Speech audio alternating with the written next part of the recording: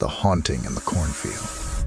It was in the middle of the night when my group of friends and I, a bunch of adventurous young men, decided to take a road trip to a remote town.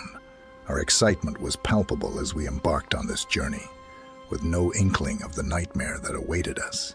I was behind the wheel, trying to keep our spirits high by sharing anecdotes and jokes.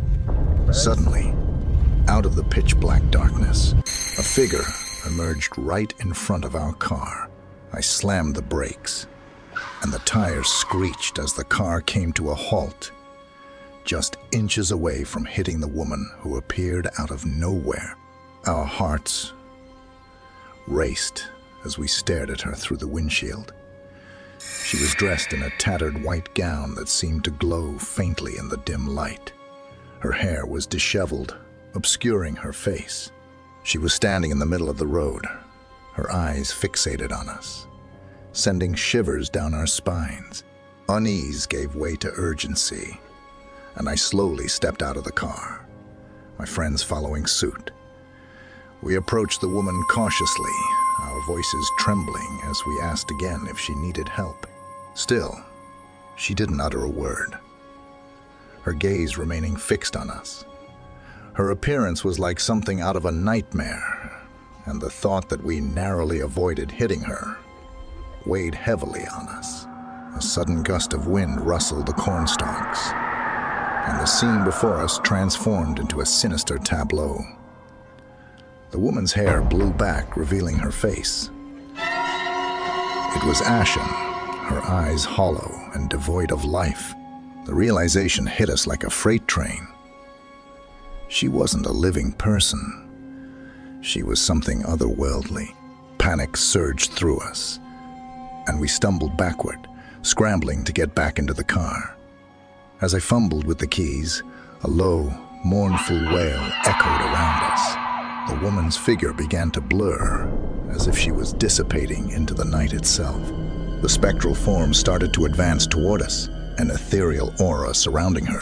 I managed to start the car, and we sped away from the haunting specter. Our breaths came in ragged gasps, our minds struggling to process what we had just witnessed. We drove until we reached the nearest town, our hearts still pounding. The image of the woman burned into our memories. The road trip that was meant to be an adventure turned into a nightmarish ordeal that forever reminds us of the chilling unknown that exists in the shadows of the world. Nightmarish echoes.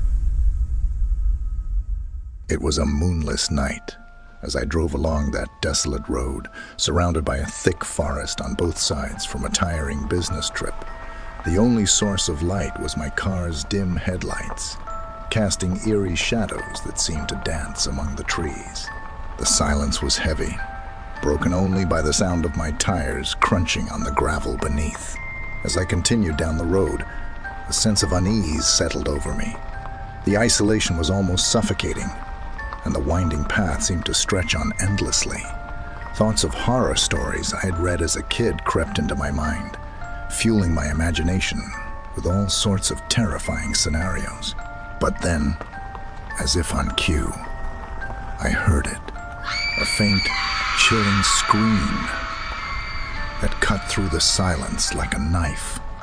My heart leaped into my throat, and my grip on the steering wheel tightened. I immediately hit the brakes, bringing my car to a screeching halt. I strained my ears, hoping it was just my imagination. But then it came again, a woman's desperate, blood-curdling scream. My mind raced as I contemplated what to do. Every instinct told me to drive away, to leave whatever horror was unfolding behind me. But a sense of curiosity and concern overpowered my fear. What if someone was in trouble? What if I could help? I grabbed my phone and activated the flashlight, stepping out of the safety of my car into the abyss that surrounded me.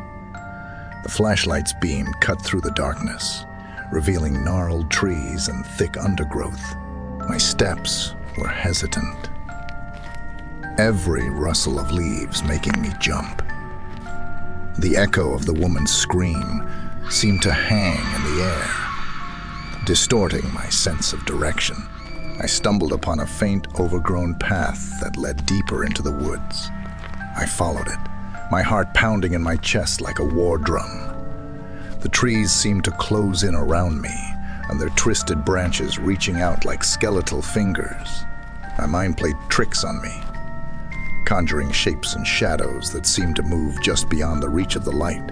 Suddenly, my flashlight flickered and died, plunging me into complete darkness. Panic surged through me as I fumbled to turn it back on, my hands trembling. And then, just as suddenly as it had gone out, the forest was illuminated again. But this time, the light was different. It was an eerie, otherworldly glow that seemed to come from all around. And there, standing in that surreal illumination, was a woman. Her clothes were torn, her face a mask of terror and despair. She stared at me with hollow eyes, her mouth open as if she were still screaming, but no sound escaped her lips. The realization hit me like a sledgehammer. This was the source of the screams. The echoes of her torment, trapped in this nightmarish place. I stumbled back, my voice caught in my throat. I turned and ran, not looking back until I reached my car. I sped away from that accursed road. The image of the woman burned into my mind. It was a night I would never forget. A night when the line between reality and the supernatural blurred, leaving me with a chilling reminder that some horrors are beyond comprehension. The Midnight Passenger. I had been driving my taxi through the empty streets of the city, the dim glow of streetlights casting eerie shadows on the pavement. Most people avoided driving at this hour, but it was my livelihood, taking fares during the late shift to make ends meet. I had just picked up a passenger, a request that came from the outskirts of town. The voice on the other end had been strange, almost muffled, but I brushed it off as a bad connection. After all, the pay was good, and I needed every dollar I could get. I arrived at the pickup location, an old, decrepit building that seemed to have been forgotten by time itself. The streetlight nearby flickered ominously, casting an unsettling orange glow on the surroundings. My heart raced slightly, but I shook off the unease and pulled over. Just another fare, I thought to myself. A figure emerged from the shadows and approached my taxi. My breath caught as I saw the person's appearance, tall and thin, dressed in tattered clothes that looked like they belonged to a different era. The face was hidden beneath a wide-brimmed hat, casting their features in shadow. "Where to?" I asked, trying to sound casual, though the tension in my voice betrayed me. The figure simply raised a gloved hand and pointed forward. I shrugged off the eerie encounter and started the meter, pulling back onto the road. The silence in the car was suffocating, and I could feel a chill creeping up my spine. Glancing at the rearview mirror, I caught a glimpse of the passenger's reflection. My heart stopped. The face that stared back at me was pale and gaunt, with hollow eyes that seemed to pierce through my very soul. I blinked hard and looked again, but the reflection was that of an ordinary person, not the chilling visage I had just seen. I swallowed hard and tried to focus on the road, telling myself it was just my imagination, playing tricks on me. But every time I dared to glance at the mirror, a shiver ran down my spine. The passenger remained silent, never giving any indication of their destination or intentions. As I approached an intersection, the streetlights flickered and went out, plunging the surroundings into complete darkness. Panic gripped me, and I fumbled for my phone to use its flashlight. With trembling hands, I managed to illuminate the road ahead. And that's when I saw it. A figure standing in the middle of the road, back turned to us. I slammed on the brakes, my heart pounding. The figure slowly turned around, and the beam of my flashlight revealed a face twisted in agony, eyes missing, and a gaping wound on its chest. It was the same face I'd seen in the mirror, the ghostly passenger.